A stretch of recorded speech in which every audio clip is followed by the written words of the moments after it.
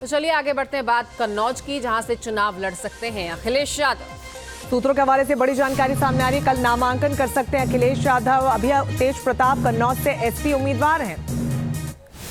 देखिए ये बड़ी जानकारी सामने आ रही है कि कन्नौज से अखिलेश यादव चुनाव लड़ सकते हैं। हालांकि अभी सपा की तरफ से मैदान में उम्मीदवार है, लेकिन बताया जा रहा है कि कल नामांकन दाखिल कर सकते हैं अखिलेश यादव। तो इस पूरी खबर पर ज्यादा जानकारी के साथ लखनऊ से संवाददाता आलोक पांडे हमारे साथ जुड़ रहे हैं। आलोक, इसे जरा समझाइए। एक तरफ तो महागठबंधन एसपी से तेज प्रताप कन्नौज से पहले ही उम्मीदवार हैं। अब सूत्रों के हवाले से खबर है कि अखिलेश भी वहां से उम्मीदवारी ठोकने वाले हैं और कल नामांकन कर सकते हैं। कैसे इस पूरे समीकरण को समझें?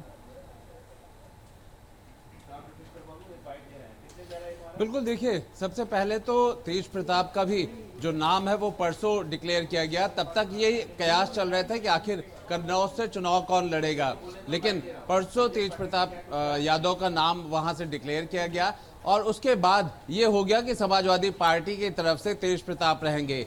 लेकिन जिस तरीके का वहाँ माहौल है, या यूँ कहिए कि जहाँ लोकल जो लीडर्स हैं, जो उनका कहना है कि इस बार अखिलेश यादव को यहाँ से चुनाव लड़ना चाहिए, क्योंकि जो माहौल है और ख़ासतौर पे आसपास की जो सीटें हैं, अगर हम मैनपुरी की सीट की बात करते हैं और जो वहाँ पर अगर कहा जाए यादव बेल्ट, विशेष तौर पर ये माना जाता है कि 4-5 सीटें प्रभावित रहती हैं, हमेशा यादव बेल्ट की वो सीटें मानी जाती है। उस लिहाज से भी अखिलेश यादव का वहां चुनाव लड़ना बेहद महत्वपूर्ण है। और खासतौर पे अखिलेश यादव का जो इस वक्त इंडी अलायंस में अगर हम कद को देखें और उत्तर प्रदेश में उनकी भूमिका को देखें, तो कांग्रेस के साथ उनका जो अलायंस हुआ है उसमें लगातार अखिलेश यादव आगे बढ़ करके इस पूरे अलायंस को लीड कर रहे हैं। तो ऐसे में अगर वो कन्नौज से लड़ते हैं तो आसपास की सीटें मजबूत हो सकती हैं। ये मानना सिर्फ समाजवादी पार्टी का नहीं है, बल्कि जो कांग्रेस के भी लीडर है उनका भी है। अब देखना है, क्योंकि कयास बहुत तेज चल रहा है कि कल 24 तारीख को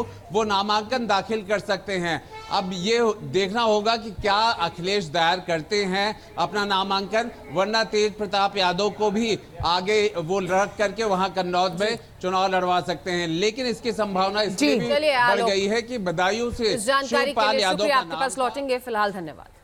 तो अखिलेश के कन्नौज चुनाव लड़ने पर क्या कुछ यूपी के डिप्टी सीएम ब्रजेश पाठक का कहना, आपको सुनवाते हैं।